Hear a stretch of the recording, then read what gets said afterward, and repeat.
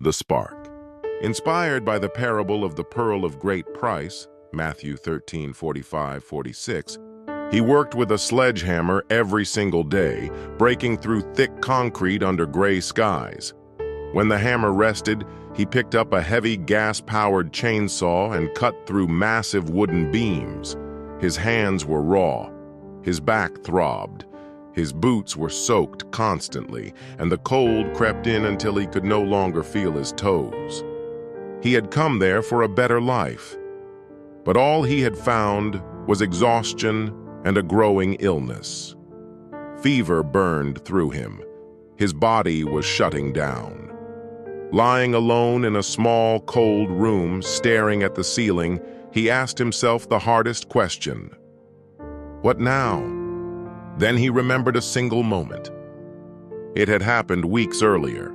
Tired after work, he had stepped into a barber shop, just to get a trim.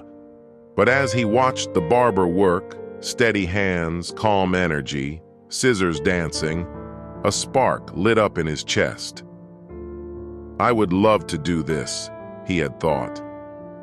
That spark didn't go away. Now, sick and with no money left, he made a bold decision.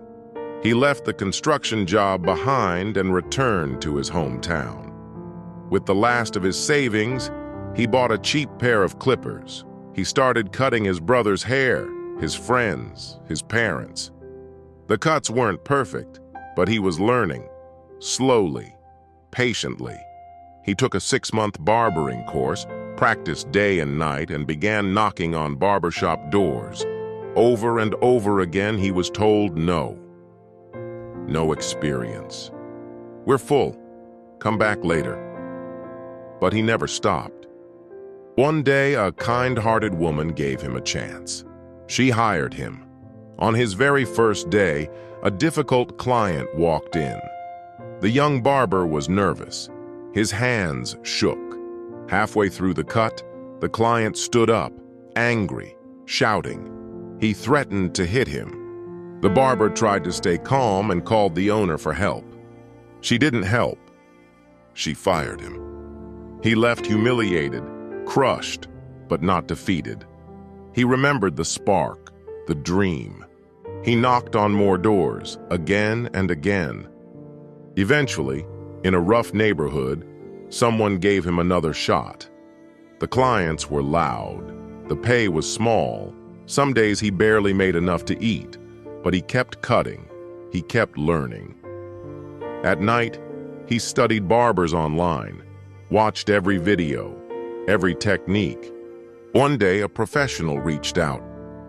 "You've got potential," they said. "Come to this new city. We'll train you for a month, free of charge." He borrowed money and moved in with a relative who gave him a tiny space to sleep. He trained with passion, stood out in class, and people began to notice him. Some wanted to hire him, but he couldn't afford to live in that city. So he went back to his hometown and personally visited the top barbershops. One of them welcomed him. The owner treated him like a son.